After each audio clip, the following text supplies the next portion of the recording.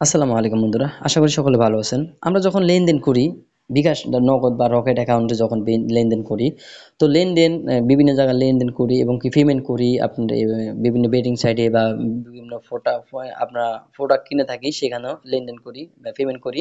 সেক্ষেত্রে আমাদেরকে তারা কিন্তু আমাদের যে ট্রানজাকশন আইডিটা, লেনদেনের ট্রানজাকশন আইডিটা সেটা চায়, ঠিক আছে? সেটা তাদেরকে দিতে হবে। তো লেনদেনের ক্ষেত্রে আপনার এই ট্রানজাকশন আইডি দিলে কি ক্ষতি হবে কিনা বা কি ক্ষতি হতে পারে বা কি সমস্যা হবে কিনা আমি ভিডিওতে বলবো। চলুন আমি ভিডিওটি শুরু করছি। এখানে আমি প্রথমে যদি বিকাশের ট্রানজাকশন আইডি দেখাই বা চলে যাই, বিকাশের ভিতরে আমি চলে গেলাম। এখানে আমি পাসওয়ার্ড দিয়ে লগ ইন করে তো আমি এখানে লগ ইন করে নিলাম বিকাশটা। তো এখানে ট্রানজাকশন আইডিটা আমি যদি এই যে উপরে দেখতে পাচ্ছেন লগো, বিকাশের লগো, এখানে ক্লিক করব। এখানে ক্লিক করার পর দেখতে পাচ্ছেন স্টেটমেন্ট, এখানে ক্লিক করব। তো এখানে মূলত আমরা এই যে যেহেতু বিকাশের, বিশেষ করে আমি বিকাশটা দেখালাম বা অন্যটা দেখালাম না। তো এখানে মূলত এগুলো কিন্তু ট্রানজাকশন আইডি এগুলো, ঠিক আছে?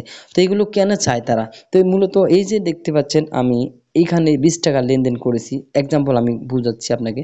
এই যে 20 টাকা লেনদেন করেছি, ধরুন কাউকে আমি এটা পেমেন্ট করেছি। তো এটা যে পেমেন্ট করলাম তাদেরকে অনেক পেমেন্ট থাকে, ঠিক আছে? সেই ক্ষেত্রে আপনার যে পেমেন্টটা তারা এটা প্রমাণস্বরূপ এই ট্রানজাকশন আইডি চাই, কোনো ট্রানজাকশন আইডি আপনি কোন ট্রানজাকশনটা আপনার বের করার জন্য কিন্তু তারা ট্রানজাকশন আইডিটা চায়, ঠিক আছে? মূলত ট্রানজাকশন আইডি দিলে আপনার কোনো ক্ষতি হবে না, কোনো সমস্যা হবে না, কারণ ট্রানজাকশন আইডির মধ্যে কোনো আপনার পাসওয়ার্ড থাকে না বা কোনো ওটিপি থাকে না, ঠিক আছে?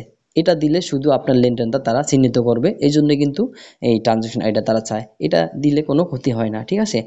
তো মূলত আমরা ট্রানজাকশন আইডি এখান থেকে দিতে পারি। এখান থেকে এটার উপরে ক্লিক করলে কিন্তু এই যে ট্রানজাকশন আইডিটা এখান থেকে বের করে কপি করে তাদেরকে দিতে পারি খুবই সহজে। কিন্তু এতে দিলে কোনো সমস্যা হয় না। আমরা অনেকেই কিন্তু আমাকে কমেন্ট করে যে আসলে ট্রানজাকশন আইডি চায় বা নাম্বার চাইছে, আমার ট্রানজাকশন আইডি দিলে কোনো ক্ষতি হবে কিনা, আমার লেনদেন কোনো আমার অ্যাকাউন্ট থেকে কোনো টাকা কেটে নেবে কিনা, ঠিক আছে? মূলত আসলে কোনো প্রবলেম হবে না এখানে। তারা শুধু আপনার লেনদেনটা চিহ্নিত করার জন্য ট্রানজাকশন আইডিটা চায়। তো আশা করি আপনারা সকল প্রশ্নের উত্তর পেয়ে গেছেন, ঠিক আছে? তো ভিডিওটি যদি ভালো লাগে থাকে চ্যানেলটি সাবস্ক্রাইব করে পাশে বেল বাটনটা অন করে দিবেন। অবশ্যই শেয়ার করে দিবেন ভিডিওটি, অনেকের উপকার হবে। ধন্যবাদ।